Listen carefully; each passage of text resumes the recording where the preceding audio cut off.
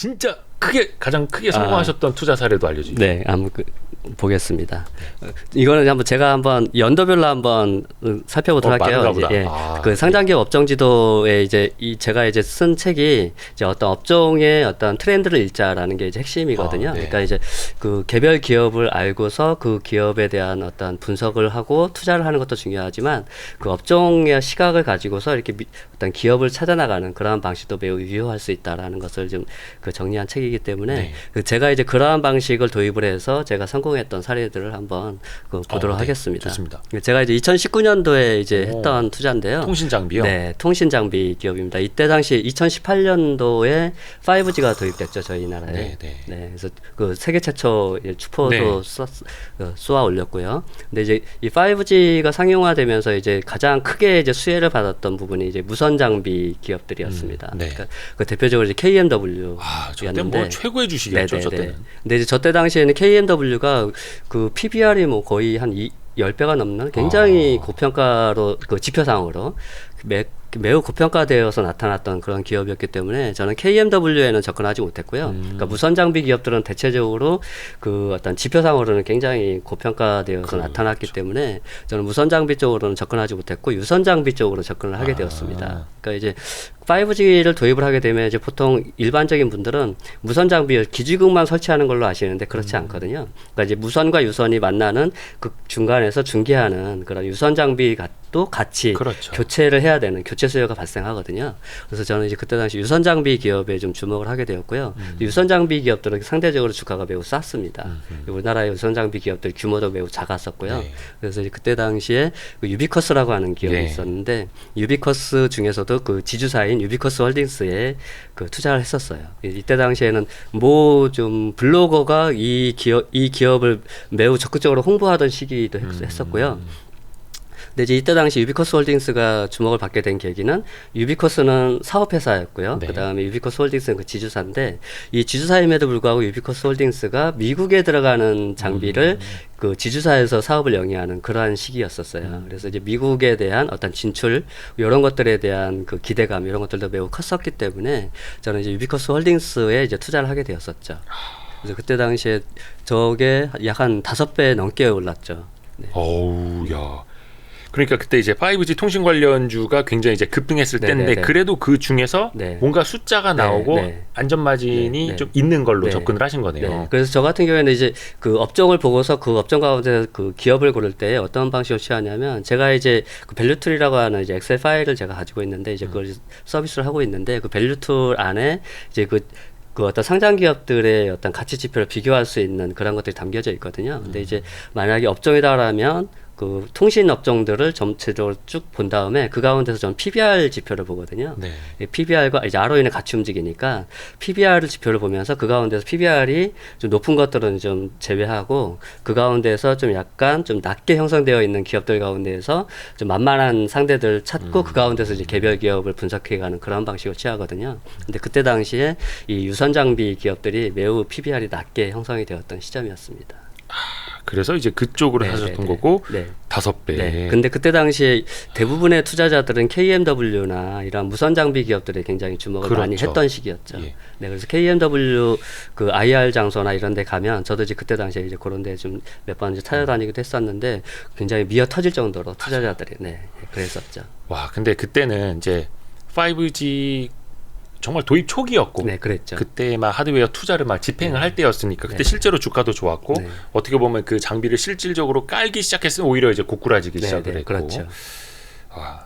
추억의 5G네요. 추억의 5G. 뭐 아직 끝난 것도 아니고 제대로 뭐 통신사들 올해 투자를 다시 한 것도 또 아닌데. 5G의 바람이 불고 있습니다. 올해 다시. 아, 그래요? 네. 이제 우리나라 같은 경우에는 그러니까 5G 같은 경우가 이제 그 고주파 대역이 있고 약간 그 대비해서 상대적으로 저주파 대역이 있는데 지금 우리나라에서는 고주파 대역은 상용화되어 있지 않거든요. 뭐 28GHz. 그렇죠. 28GHz. 네. 그래서 그쪽은 대부분의 통신사들이 다 포기한. 과기정통부가 그래서 투자 안 할 거면 주파수 우리 회수한다. 그래서 막 취소해버리고 막 그러잖아요. 네. 그래서 이제 우리나라 같은 경우에는 이제 5G에 대한 어떤 그 추가적인 수요가 기대되지는 않지만 북미나 인도나 이런 어떤 일본이나 이런 부분들이 지금 5G가 지금 개화되고 있어서 그것들이 거기에 따르는 어떤 설비 투자가 지금 적극적으로 진행되고 있는 상황이거든요. 근데 이제 삼성전자 네트워크 사업부가 그 사업을 하고 있습니다. 그렇죠. 근데 이제 그것이 실질적인 어떤 수주가 확인이 되고 있고, 그래서 거기와 연결되어 있는 기업들에게 수혜가 직접적으로 나타날 수 있는 시기가 바로 올해입니다. 그래서 그러니까 3, 4년 전에 대한민국 땅에서 투자가 이루어졌듯이 네, 그쪽에는 이제 지금 이루어지고 있는 거죠.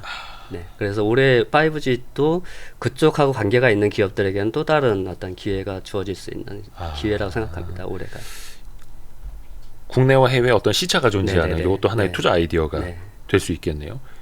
혹시 이것도 개별 종목에 얼마만큼씩 이렇게 투자하시는지도 여쭤봐도 됩니까? 이때 당시에 이쪽에는 많이 넣지는 않았어요. 그때 당시에 한 1억 조금 안 되게 넣었던 것 같아요. 혹시 이렇게 집중 투자를 하시는 스타일이세요? 아니면 완전히 분산을 쫙 해두시는 스타일이세요? 아주 뭐 10개씩 이렇게, 뭐 10개 넘게 이렇게 가져가지는 않고요. 대체적으로 한 10개에서 한 그 정도 왔다 갔다. 네. 그러시구나. 혹시 또 재미난 사례가 또 혹시 네. 있습니까? 그다음에 이제 지금 이제 전기차 쪽인데요. 전기차가 이제 제가 이제 2021년도에도 그랬고 올해에도 그랬고 이제 업종주도 책에서 제가 이제 주목할 테마로 항상 전기차를 넣었고요. 그런데 거기 넣은 만큼 저 역시도 투자를 실제적으로 했던 사례입니다. 근데 이제 첨보라고 하는 기업이 제가 2020년도 했었는데 네. 이때 당시에 너무 아쉬웠던 투자 경험이에요. 네? 그러니까 첨보라는 기업이 이제 2차 전지의 어떤 소재 쪽에서도 전해액을 만드는 전해액이죠. 네, 상장한 지도 얼마 안 됐는데. 네네네. 근데 이제 이 기업을 이제 주목하고서 투자를 했었는데 투자 기간이 너무 짧다 보니까 상대적으로 이익을 너무나 많이 못 봤어요. 그래서 너무나 큰 아쉬움이 남았던 네. 종목이기도 한데 그래도 이제 하나의 일단 성공 경험으로 이제 끌어오기는 했는데 이 첨보 같은 경우에는 제가 굉장히 초창기에 진입을 하기도 했었고요. 근데 단지 코로나 시국에 그걸 견디지 못했습니다. 제가.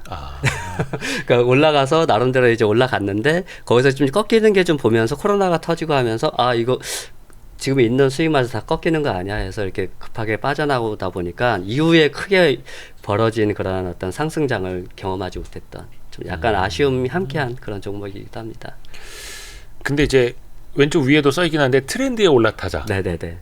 우리가 그 시대적 흐름에 같이 올라타면은 그래도 조금 편하게라고 표현해야 되나? 쉽게라고 표현해야 되나? 좀 어폐가 있긴 한데 어찌됐든 간에 저는 그게 두 가지 의미가 있다고 생각해요. 첫째는 이제 어떤 이 주식시장으로부터 소외되면 안 된다라는 거. 그러니까 특히 저 같은 경우에 전업 투자자이기 때문에 어떤 시장의 어떤 큰 트렌드에서 소외받는 것만큼 견디기 어렵거든요.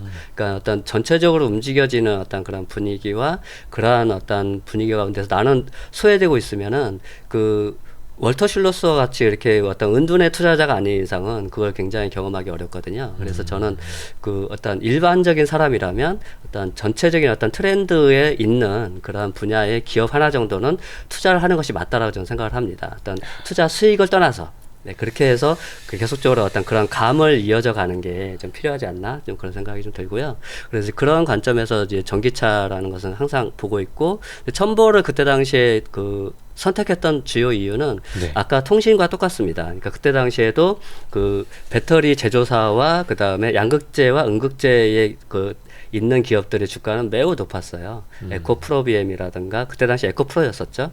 에코프로였었고 그다음에 포스코케미칼 양극재, 음극재 기업들 이러한 기업들 같은 경우에 상당히 주가가 급등하기도 했었고 근데 실질적으로 매출은 일어나는데 이익은 나지 않았던 그런 시기였거든요. 어떤 설비 투자가 적극적으로 이루어졌던 시기였기 때문에 그래서 이제 그런 어떤 숫자가 좀 이렇게 좀 따라오지 않는 것에 좀 부담감이 좀 저는 있었고 그래서 첨보는 이제 그 전부터 전액을 하고 있었지만 이 기업은 이제 디스플레이나 반도체나 이런 데에 어떤 소재 사업도 같이 영위하고 있거든요. 그래서 이제 그런 것들을 발판으로 해서 이렇게 서서히 성장해 가지 않을까 이제 그런 것을 주목해서 이제 했던 그런 케이스입니다.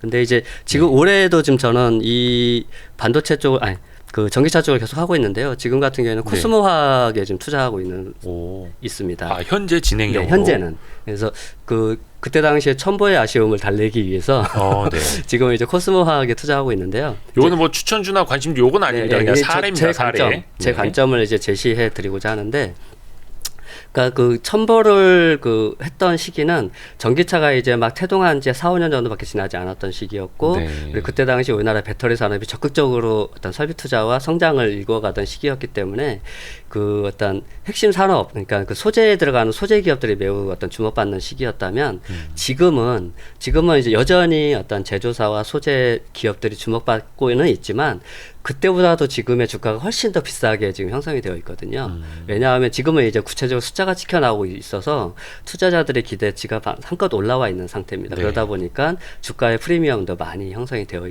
있죠. 그래서 저는 오히려 그것보다는 항상 저는 거기에 대비해서 좀 상대적으로 소외받은 것을 찾고 있기 때문에, 그리고 미래에 좀 더 주목받을 분야를 찾고 있기 때문에, 그래서 보다 보니까 저는 폐배터리 쪽이 향후에 좀 주목할 분야가 아닌가 이렇게 생각을 하거든요. 그러니까 이제 보통 이제 이 리튬이온 배터리는 어떤 재활용이 가능한 배터리라고 하잖아요. 그 안에 들어가 있는 소재들이 매우 비싼 소재이기도 하고, 그래서 그게 보통 한 10년에서 15년 정도 쓰게 되면 폐배터리로 돌아오게 됩니다. 그러면 이제 그것을 재활용을 해야 되는데, 그렇죠. 재활용을 하면서 그 안에 들어있는 소재를 수출을 해서 다시금 판매하는 이러한 어떤 비즈니스 모델을 가진 기업이 향후에 좀 크게 주목받을 수 있지 않을까. 그래서 최근에 이제 이 기업이 2개가 상장이 됐어요. 네. 세비캠하고 성일하이텍. 네, 예, 그렇죠. 이 기업이 리사이클링 대표 기업으로 좀 주목받고 있고, 상장 당시에도 매우 비싸게 그 상장이 되었기 때문에 제 시야로는 그 접근이 불가능한 기업이었기 때문에 이미 하고 있지만 주목받고 있지 못한 기업.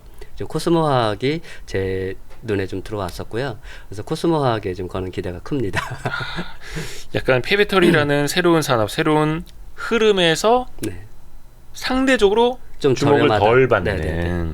그런 아이디어로 그리고 앞에서도 가치에 기반한 성장주 네. 뭐 이런 것도 이제 많이 말씀을 해주셨으니까 또 그거랑 이제 딱 매치가 되는 네네. 회사기도 하네요. 약간 그런 건 또 없을까요? 지금 혹시 성공한 사례 더 있나요? 네, 있어요. 더 좀 많이 알려주십시오. 제가 너무 실패한 사례를 많이 여쭤봐가지고. 이거는 이제 성공 사례는 아니고요. 이거 현재 진행형입니다. 네네. 네, 한솔 아이원스라고 이제 이건 현재 제가 지금 투자를 하고 있는 기업이고요. 한솔 아이원스. 네네. 저거 원래 아이원스 아니었나요? 아이원스인데 한솔 기업으로 인수 합병되면서 한솔로 네, 이름이 한솔 아이원스로 바뀌었습니다. 네네네. 근데 이제 제가 지금 작년도부터 이제 반도체 쪽에 지금 투자를 좀 하고 있는 상태인데, 네. 그러다 보니까 이제 작년도에 수익이 많이 안 좋았죠. 근데 이제 올해 저는 이제 기대가 좀 큰 분야이기도 하고요.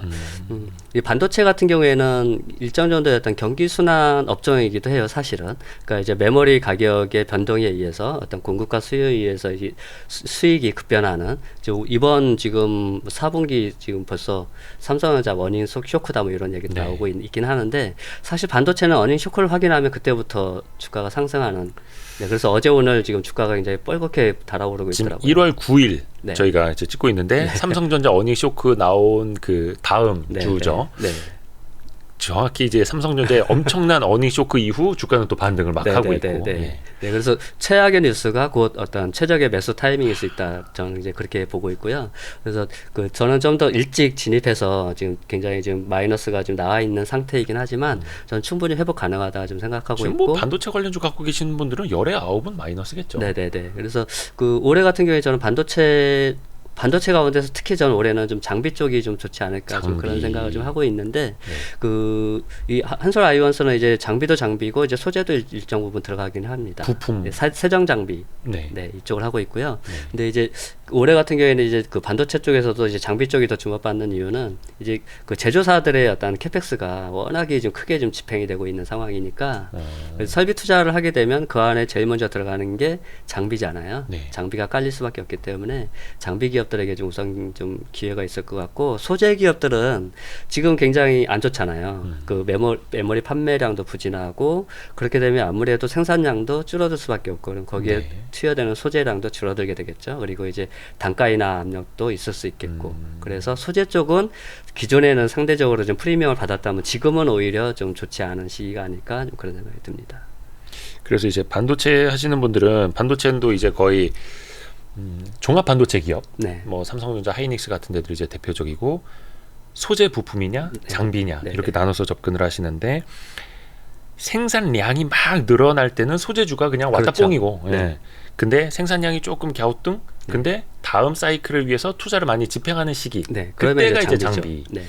근데 이제 뉴스나 이런 데서 많이 보면 뭐 불확실성이 커져가지고 뭐 캐펙스 투자를 조금 늦춘다? 네. 혹은 뭐 하이닉스 같은 경우도 좀 줄인다? 네. 이런 이슈들이 좀 있잖아요. 네, 있기는 있는데 그것을 줄인다 하더라도 안 할 수는 없을 것 같아요. 제가 볼 때는 지금 삼성전자나 SK하이닉스 같은 경우에는 디램 분야의 글로벌 투쓰리잖아요. 그렇죠. 네, 그렇기 때문에 그 지위를 유지하기 위해서는 어느 정도 어떤 투자 금액은 계속적으로 유지할 수밖에 없다 저는 생각이 들고요. 그리고 이제 다른 어떤 뭐 낸드라든가 이런 부분들은 좀 약간 가변성이 좀 있기는 할 것 같아요. 워낙에 그 경쟁자가 뭐 5개, 6개 그 기업들이 있다 보니까 그런 부분들이 있긴 하겠지만 지금의 어떤 지위를 하기 위해서는 설비 투자는 할 수밖에 없는 저는 그런 상황이라 좀 생각이 듭니다. 다만 시기의 문제이지 않을까 저는 그렇게 생각이 들거든요. 특히 이제 반도체 관련주들은 특히 네. 우리나라에서 증시를 논할 때 혹은 전망할 때 거의 네. 뭐 반도체를 빼놓고 네. 볼 수가 없고 거의 그렇죠. 대부분의 증권사들이 2023년 전망을 하면서 한 열의 9은 유망주로 당연히 이제 반도체를 네. 꼽고 있고 그래서 우리나라 투자자들한테는 진짜 반도체는 애증의 산업입니다. 네. 근데 이제 반도체 그 업종의 그 업종 PBR 밴드를 보시면은 그 굉장히 그 흥미로운 걸 발견할 수 있는데요. 네. 그 당기순이익이 이렇게 쭉 빠지는 네. 그 시기에 그 업종의 PBR은 이렇게 올라갑니다. 주가는. 그러니까 그리고 이렇게 올라가면 주가는 상대적으로 같이 가다가 이렇게 꺾여요. 그러니까 반대로 움직인다. 그러니까 선반영되는 그 기간이 그렇죠. 매우 빠르게 일어나기 때문에 네, 그래서 좀 어떻게 보면 이제 그것이 이제 투자자들로서는 좀 투자하기 좀 어렵죠. 네, 내용일 수도 있습니다. 발상 자체를 거꾸로 가야 되는데 네. 그래서 제가 이제 최악의 업황이 최적의 매수 시점이라 얘기한 게 이제 그럴 수 있죠. 저희도 그래서 그 관련 콘텐츠를 좀 많이 했거든요. 얼마 전에 그 송명섭 위원님은 반도체 주가는 왜 실적과 거꾸로 가는가 뭐 이런 책도 좋은 책도 내셨었고 공부를 좀 많이 해야 됩니다. 약간 혹시 더 그 부분에서 더 이야기해 주실 수 있는 게 있을까? 많이 뭐 좋은 거? 아니면은 제가 이런 질문을 좀 드려볼게요. 이제 그 상장 기업 업종지도 좋은 책을 내셨으니 그런데 여기 보면 이제 각 산업별로 이른바 밸류 체인이라고 하는 것들이 쭉 나오지 않습니까? 근데 이 밸류 체인을 잘 몰라도 누구나는 아니겠다. 주린이도 쉽게 할 수 있는 섹터가 있을 거고 진짜 이 밸류 체인을 모르면 투자를 절대 해서는 안 되는 분야가 있을 거고 있죠. 대표적으로 이제 나눠서 설명을 좀 해주실 수 있을까요? 저 같은 경우에 이제 업종 지도를 그러니까 업종 분류를 이제 어떤 그 기업이 가지고 있는 어떤 공급 사슬에 의해서 연결되어 있는 업종이 있는가 하면 각각의 어떤 독특한 사업 분야로 이루어진 업종이 있어요. 그래서 제가 25개 업종으로 이제 분류해서 이렇게 보시면 그 표를 보시면 공급 사슬로 이루어진 업종을 이렇게 표시해놨고 사업 분야로 표시된 부분이 있잖아요. 그래서 밸류 체인을 몰라도 투자가 가능한 쪽은 사업 분야 쪽이 그렇습니다. 그러니까 이제 그 안에 있는 기업들이 서로 연관이 안 되어 있는 거죠. 별로 하나의 안 되는. 업종. 그 분야만 알면 되는데, 근데 이제 공급 사슬을 모르면 안 되는 대표적인 분야, 화학과 반도체죠. 그렇죠. 특히 화학 같은 경우에는 어떤 원유에서부터 최종적인 합성소지, 합성섬유, 뭐 합성 고무까지 나오는 이 중간에 아주 복잡한 공급 사슬 관계를 알지 못하면 그 어떤 그 원재료와 제품 가격의 어떤 그 변동을 추적할 수가 없거든요. 맞습니다. 그리고 이제 반도체 역시도 마찬가지입니다. 반도체도 이 8대 공정으로 이루어져 있기 때문에 그 공정에 대한 이해 없이는 굉장히 어려운 투자 영역이거든요. 그리고 이제 뭐 디스플레이도 역시 마찬가지이고요. 그리고 뭐 스마트폰은 상대적으로 굉장히 단순한 어떤 공급 사이클이기도 하지만 자동차나 조선, 통신 이런 부분들이 대체적으로 이제 공급 사슬로 엮여져 있는 부분들이고 이런 부분들은 대체적으로 어떤 가격 피에 매우 민감한 그런 특성들도 있습니다. 왜냐하면 그 원재료에서부터 제품까지 연결되어 있는 그러한 특성을 지니다 보니까 스프레드에 의해서 이익이 결정되어지는 그런 특성들도 일정 부분 있다고 보여져요. 맞습니다. 예, 그래서 이제 그런 부분들도 좀 있을 수 있겠고, 근데 이제 밸류 체인을 몰라도 좀 투자가 가능한 영역들은 뭐 대체적으로 엔터 같은 경우는 뭐 드라마라든가 영화라든가 이게 드라마와 영화가 서로 연관되어 있지 않잖아요. 다만 같은 엔터테인먼트라고 하는 어떤 공통된 특성 때문에 같은 업종으로 묶여 있다 이렇게 생각되는 것이기 때문에 그렇습니다. 그러니까 공급 사슬 이거는 어떻게 보면은 이제 최전방에 있는 회사부터 공급 회사들, 그렇죠. 이른바 이제 협력사라고 하는 줄줄이 이어진 그 공급 사슬, 그거를 우리는 이제 뭐 서플라이 체인이다, 혹은 밸류 체인이다 이렇게 표현을 하는 거니까. 그래서 당연히 저거는 전방 산업이 좋아야만 그 협력사들도 2차, 3차, 4차 줄줄이 잘 먹고 잘 사는 게 되는데 다만 또 사이클은 또 그렇죠. 주가와는 또 달리 갈 수 있으니까 그래서 조금 어렵고 근데 그런 밸류 체인을 몰라도 되는 것들은 우측에 있는 거 어떻게 보면 약간 B2C라고 볼 수도 있을 테고 어떤 그 산업의 전방 산업과는 그냥 무관하게 각자 기업의 경쟁력으로 갈 수 있는 것들. 근데 이제 꼭 그렇다고 또 보기에는 또 약간 좀 위험하기는 한데요. 왜냐하면 이제 그 어떤 각각의 업종의 어떤 공통된 특성들이 있기 때문에 그 특성으로부터 좀 자유로운 것은 없습니다. 예를 들어서 만약에 음식료 업종을 만약 예를 든다면 음식료 같은 경우에 대표적으로 어떤 그 P와 Q에 의해서 그 이익이 결정된다고 하지만 어떻게 보면 P가 굉장히 또 중요한 그런 기업들도 있을 수 있고 그러니까 매출 외형 그러니까 가격이 중요한 곳이 있을 수도 있고 혹은 또 매출액이 또 중요한 그런 분야들도 있을 수 있기 때문에 그 업종의 특성을 잘 좀 감안해서 보시는 것도 중요합니다. 맞습니다. 그러니까 요게 사실 아까 이제 오른쪽에 사업 분야로 꼽아주셨던 것도 보면은 사실 하나하나 기업별로 깊이 들어가야 되는 것들. 그렇죠. 근데 이것도 고민이 드는 게 이제 바로 옆에 바이오 있습니다만 바이오는 철저하게 그 회사의 신약 개발 능력, 신약 개발 상황에 따라서 펀더멘털은 당연히 다 다르게 변하는데 근데 이제 바이오주는 이른바 투자 심리라고 해서 바이오주 좋을 때는 막 그냥 이것저것 다 올라갔다 안 좋을 때는 다 같이 무너졌다가 막 신뢰가 다 같이 깨지고 막 이러잖아요. 그래서 저거는 공급 사슬도 아닌데 투심이 같이 엮여버리니까 그래서 더 어려운 것 같아요. 네, 맞아요. 그래서 저는 바이오 같은 경우에는 거의 투자를 하지 못하고 있는 거죠. 하고 싶어도 워낙 이해 자체가 너무 어렵기도 하고 그래서 제가 이제 이 책을 쓸 때에도 바이오 분야의 를 설명하는 글을 쓸 때가 매우 어렵기도 했습니다. 제가 전문가가 아니다 보니까 행여나 잘못된 용어나 개념을 쓸까봐 굉장히 조심스럽고 그리고 또 이제 전문가 입장에서 봤을 때 이건 굉장히 좀 어설픈 문장으로 보일 수도 있어서 굉장히 조심스러운 업종이기도 했어요. 그럼 뭐 해당 분야 뭐 의사들이 봐도 잘 모른다는데 뭐 자기 분야 아니고서는 그래서 한 기업을 깊이 공부하다 보면 또 그 바이오 기업에는 또 약간 거의 종교적으로 빠지시는 분들도 많이 있을 수 있죠, 당연히. 나타날 수 있고. 그러면 이제 우리 중천님께서는 물론 이제 전체적인 이제 공급 사슬 다 이제 스터디를 하고 계신 분이지만 어느 쪽을 선호하세요? 그 개별 기업 깊이 들어가는 것과 하나의 섹터에서 전방산업이 막 좋아지려고 할 때 그쪽에서 초과 수익이 날 수 있는 종목으로 쭉 가시는 게 더 지금 나은지. 같은 경우에는 이제 제가 매년 이 작업을 계속 하고 있어서 예전에는 개별 기업을 집중 분석해서 들어가는 스타일을 선호했는데 지금은 업종의 트렌드가 좀 일어나고 있거나 현재 있거나 하는 기업들 가운데서 찾는 그런 방식으로 많이 선호하고 있어요. 왜냐하면 그게 지금 저로서는 매우 편리한 방식이 되었거든요. 그러니까 이 업종지도 책을 2년마다 한 번씩 내고 있기 때문에 제가 이 책을 쓰기 위해서 계속 사업 보고서를 계속 봐야 되고 이제 그런 상황이 있다 보니까 업종에 대한 공부를 더 많이 하게 되더라고요. 그러다 보니까 그 업종의 어떤 그 트렌드나 어떤 그 흐름 이런 가운데에서 기업을 찾는 이런 방식들을 많이 선호하게 됐습니다. 지금은. 그러니까 아까 처음에 기업을 꼽으실 때도 턴어라운드 기업 좋아하신다고 하셨는데 산업도 그럼 턴어라운드 하는 산업을 선호하시는 그래서 대표적으로 제가 이제 그 산업 가운데서 그 투자 사례 중에 HMM이 있거든요. 요거는 우리 중천님이 투자하셨던 사례로 제가 투자했었고요. 금슬라. HMM 같은 경우에 이제 코로나19 이후에 정말로 그 기사회생하고 어떤 역전의 드라마를 쓴 대표적인 기업이죠. 근데 이제 이 기업 같은 경우에는 우리나라의 어떤 국적선사였던 한진해운이 이제 파산하면서 이제 유일하게 남았던 게 이제 현대상선이었죠. 현대상선이죠. 그 현대상선이 거의 그 과거 9년 가까이를 적자를 면치 못했고 거의 뭐 자본 잠식을 우려할 정도로 가만두면 그냥 망할 수밖에 없었던 상태였으니까. 근데 이제 그때 당시에 이제 이 해운이 저는 이제 이 공부를 하면서 몰랐었는데 이 국적선사가 얼마나 중요한지를 알았어요. 그러니까 그 나라의 어떤 특히 우리나라는 수출 주도형 국가이기 때문에 이 해운업을 그 자국에서 보유하고 있지 않으면 그 유통에서 생겨나는 그 비용들에 대한 통제가 되지 않기 때문에 우리나라 같은 경우는 국적선사가 매우 중요한 그런데 불구하고 한진해운이 파산 선고를 당했기 때문에 다시금 누군가가 그 자리를 할 수밖에 없었던 상황이었거든요. 그래서 이제 국가에서 그 혈세를 투여를 해서 그 컨테이너 선박도 그 만들게 해줬고 잘 살려놨죠, 진짜. 근데 이제 거기에 뜻하지 않게 코로나19가 어떤 전 세계 인구에게는 재앙이었지만 HMM한테는 정말로 천운의 기회였죠.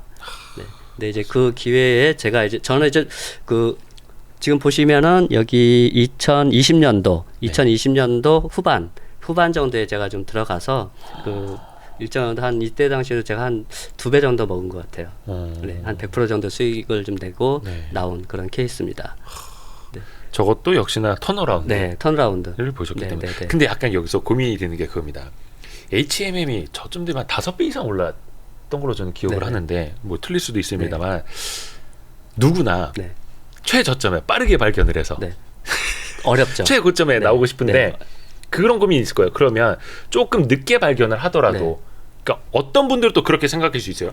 중천님 저분이 투자 잘하시는 분이야? 그러면 당신은 왜 3배, 4배 못 먹고 2배밖에 못 먹었어? 라고 또 하시는 분들이 네. 있을 수도 네, 있어요. 네, 그렇죠. 네, 저는 그 정도까지 전문가가 아니기 때문에 아이도 저는 이제 그 경기 순환형 기업들을 저는 선호하지 않습니다. 왜냐하면 그 시점을 잡을 수 없기 때문에 경기 순환형 기업들은 그 시점을 잡을 수 있어야 투자가 가능하거든요. 근데 HMM도 어쩔 수 없이 경기 순환형. 네, 순환형이지만 여기는 좀 약간 순환에서 벗어났죠. 그러니까 이익적으로 보면 거의 9년 이상을 계속적으로 적자였었고 회사가 망하기 일보 직전이었는데 국가에서 회생을 시켰고 그러면서 2020년도 말부터인가요? 한 3분기부터 영업이익 흑자가 찍혀 나오기 시작했습니다. 네. 그러면서 21년도에부터 이제 그 이익 규모가 거의 조 단위로 올라오게 되었죠. 이제 그러면서 이제 그때 당시에는 이미 그때 이제 제가 이제 봤던 것은 이제 어떤 실적에 대한 예상치로 보면서 어떤 그 비교를 했던 거죠. 그러니까 영업이 매 분기마다 거의 1조 가까이를 막 찍게 되는 예, 그렇게 되면 연간 4조 원이거든요. 연간 4조 원이면 그것 대비 시총을 따져보면 퍼가 거의 5도 안 됐던 그랬던 시기였기 때문에 실패하기에는 매우 어려운 투자가 아닌가 그런 생각이 들었습니다. 물론 이것도 이제 결과적으로는 아니면 이제 어쩔 수 없이 팩트로도 이거는 사이클 기업입니다. 그렇죠. 경기 사이클 기업이기는 한데 어찌됐든 간에 그게 초기에 발견을 한 건 아니지만 숫자가 나온 뒤에라도 요거는 사이클을 벗어났다. 그래서 지금 사도 충분히 된다. 그때 진입을 하신 거고 거기서부터 한 2배. 그리고 이제 코로나라는 특수한 그 상황들이 HMM을 계속적으로 이끌어줬잖아요. 계속적으로 어떤 그 우리나라의 주요 뉴스나 기사에서 이 컨테이너 운임이 어떤 지속적으로 급등하는 그런 양상들을 계속적으로 나타나기도 했었기 때문에 HMM에 대한 기대치가 꺾일 수 있는 상황은 아니었었거든요. 제가 혹시나 또 노파심에 이렇게 말씀을 드리자면은 저 사람이 뭐 잃었던 거 혹은 벌었던 종목이 지나간 건데 뭐가 중요해라고 또 반문하시는 분들 계실 수 있어요. 근데 그게 아니라 이런 투자처를 찾아 나가는 논리. 어떻게 투자 판단을 내리고 얼마나 내가 투자 집행을 하고 기다리는지 그 과정을 여러분이 좀 보고 배우시면 좋겠다라는 의도에서 말씀을 드리는 겁니다. 그러니까 혹시나 이것도 이상하게 생각하시는 분들 계셔요. 혹시나 노파심에 자꾸 이제 잔소리를 해드립니다. 지금 띄우신 화면은 뭐예요?